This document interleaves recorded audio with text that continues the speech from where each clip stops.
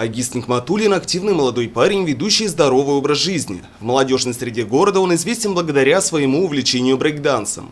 Агис одним из первых решил поучаствовать в конкурсе «Эко-граффити», чтобы, во-первых, испытать свои творческие способности, во-вторых, более обширно освоить хип-хоп-культуру и, в-третьих, внести свой вклад в жизнь города. 16 лет я занимаюсь брейкдансом, вот уже 5 лет, можно сказать.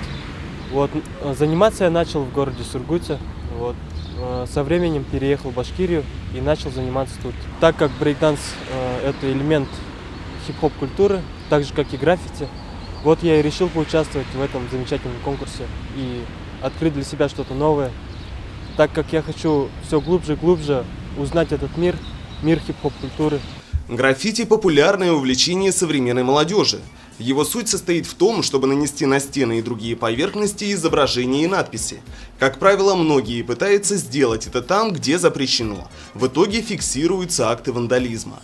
В нынешний год экологии в рамках конкурса «Эко-граффити», объявленном Сибайской студией телерадиовещания, у молодежи появится специальная площадка для выражения своего творчества. В последнее время, скорее всего, все видели то, что по всей России сейчас идет популяризация уличных рисунков граффити.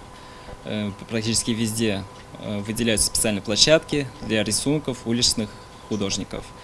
И с такой же целью мы, в принципе, и решили создать такой конкурс. И посвятили его именно году экологии.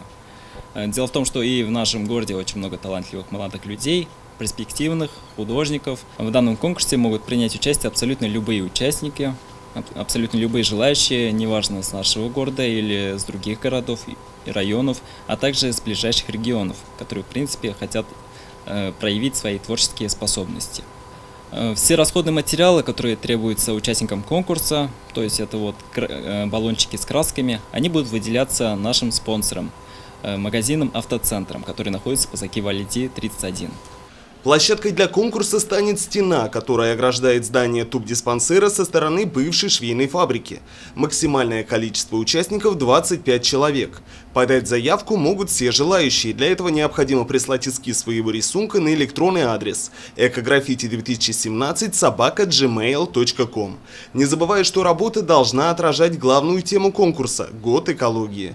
Со всей необходимой информацией можно ознакомиться на официальном сайте Сибайского телевидения. Я надеюсь, в этом конкурсе будет очень много творческих людей, таких же, как и я, которые захотят выразить свое настроение именно искусством, творчеством.